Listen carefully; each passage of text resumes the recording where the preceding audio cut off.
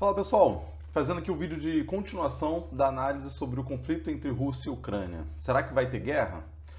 Para quem não assistiu o primeiro vídeo, assiste lá o primeiro vídeo que tem a introdução disso que eu estou falando aqui, tem a contextualização histórica desse momento que eu estou falando aqui agora. Então tem que assistir lá para poder entender o contexto aqui como um todo.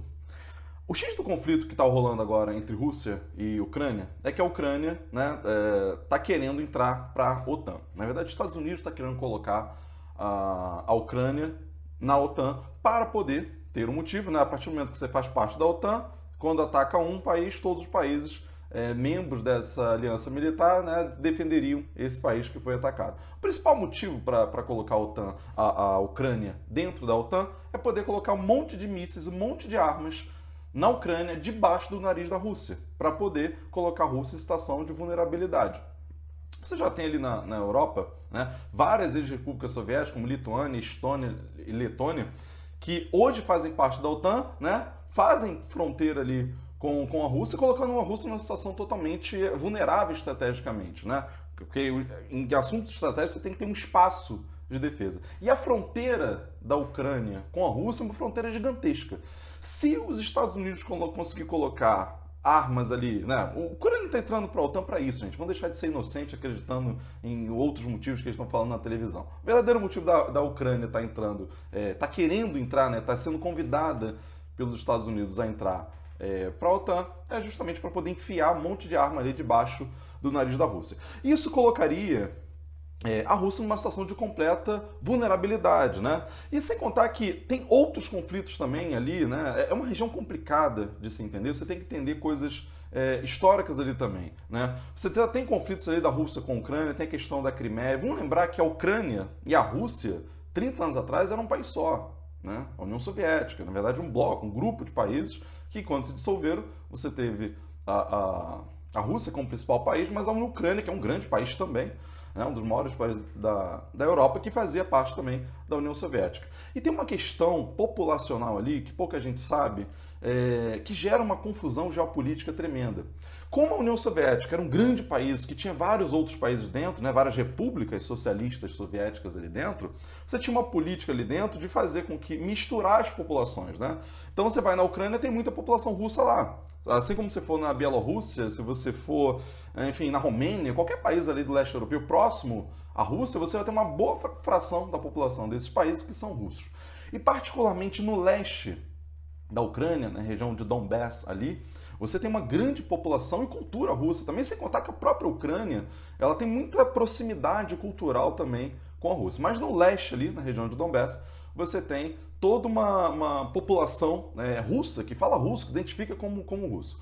E justamente ali, naquela região, você tem um conflito maior, porque você tem de um lado os Estados Unidos apoiando grupos neonazistas, e quem que tiver dúvidas sobre isso, que pesquisa na internet, você tem apoio a grupos de extrema direita, neonazistas, ultranacionalistas ucranianos, né, anti-Rússia, que são patrocinados pelos Estados Unidos ali, e você tem grupos separatistas russos que querem que aquele território se incorpore à Rússia, que são também patrocinados pela Rússia, porque em política não tem inocente, né? A Rússia patrocina sim os seus grupos separatistas ali, e os Estados Unidos patrocina sim os seus grupos que defendem os seus interesses ali, que são grupos neonazistas. Então você tem um caldeirão ali, em qualquer país ali da região, você tem sempre do lado da Rússia essa possibilidade de usar esse argumento. Olha, estou indo ali para defender a minha população que está sob risco, a população que é russa e que defende, muitas vezes, em parte, boa parte dessa população, a incorporação mesmo desse território à Rússia, pelo menos defende a cultura, os interesses ali da Rússia. Agora, vamos pensar o seguinte, o principal argumento dos críticos ao que eu estou colocando aqui, os argumentos russos, vão dizer o seguinte: olha, mas a Ucrânia é um país independente, ela tem o direito sim de pertencer à aliança que ela quiser, como um país independente, nenhum país deveria ter ingerência sobre os assuntos dele, e a Ucrânia, portanto, teria o direito de entrar para a OTAN. Ok, se a gente fez esses termos estritamente jurídicos, né, a soberania dos povos e tal, tem direito sim. Então tá beleza. Então vamos botar mísseis russos em Cuba. Tranquilo? Vamos botar mísseis, armas russas na fronteira do México com os Estados Unidos, bem na fronteira, para poder atacar. Vamos botar ali armas chinesas na fronteira do Canadá com os Estados Unidos. O Canadá é um país autônomo. Os Estados Unidos ia deixar colocar mísseis em Cuba? Os Estados Unidos ia deixar colocar mísseis no México, ali na fronteira com os Estados Unidos, de um país que seja inimigo deles? Vai deixar botar armas ali no Canadá? num país, vindas, por exemplo, da China, da Rússia, de um país que é geopoliticamente ali, inimigo dele?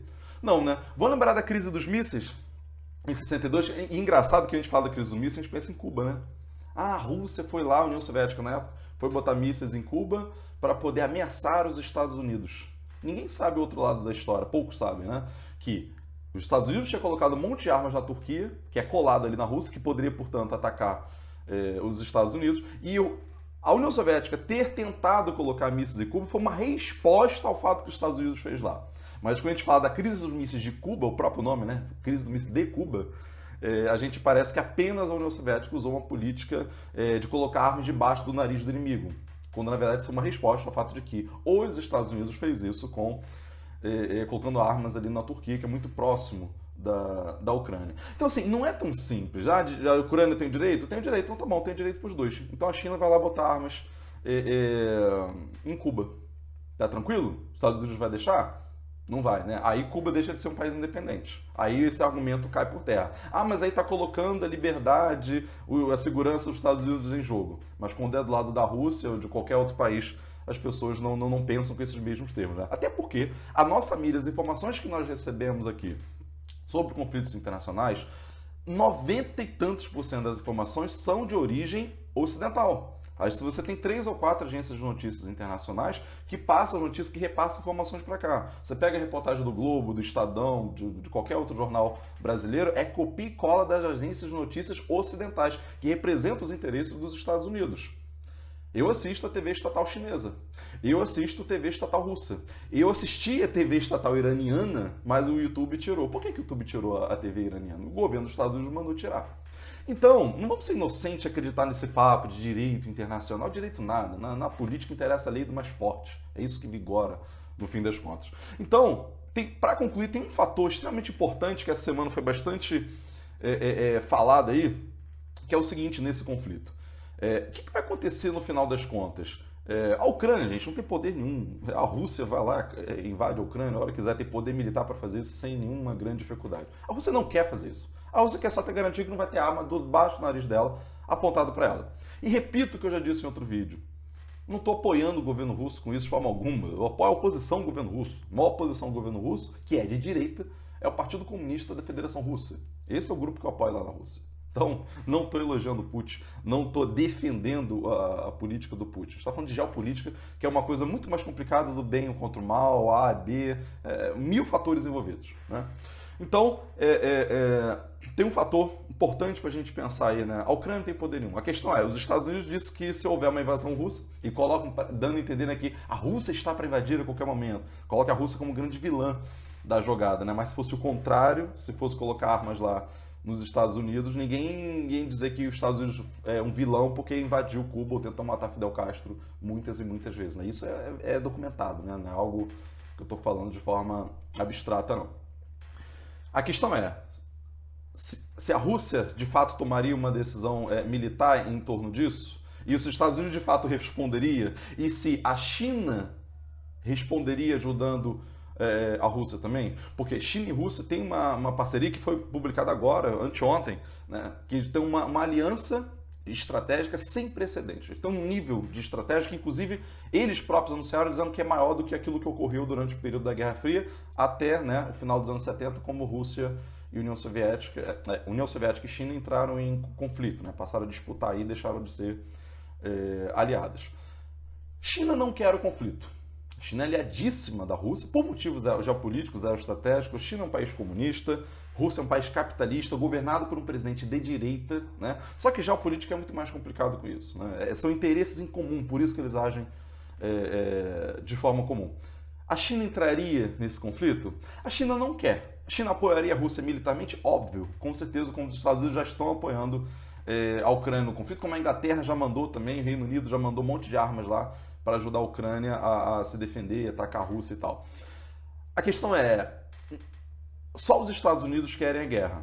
Rússia não quer guerra, China não quer guerra e a Ucrânia não quer guerra. A Ucrânia está falando toda hora, Estados Unidos, para de falar besteira, para de falar em guerra, para de ficar fomentando a guerra, porque está prejudicando a economia da Ucrânia isso. A questão é que quando você está ali, forças armadas, uma colada do lado do outro, uma apontada para a outra, daqui a pouco pode ocorrer um incidente, daqui a pouco pode ter um tiro acidental.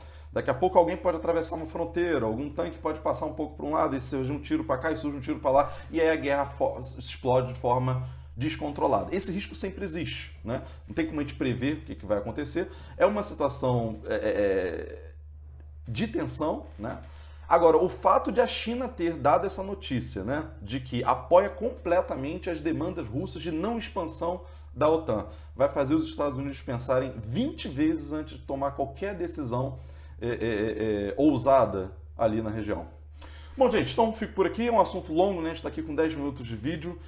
A gente vai fazer uma live também, outras lives para discutir esse assunto. Espero que vocês tenham gostado. Pedir vocês curtir o vídeo, comentar o vídeo, se inscrever aqui no canal e mostrar esse vídeo para outras pessoas que de repente não estejam entendendo esse conflito aí, porque eu sei que realmente é um assunto difícil, né? Um assunto complicado de entender para quem já não está por dentro aí das questões da geopolítica. Então é isso, pessoal. Abraço. Até semana que vem.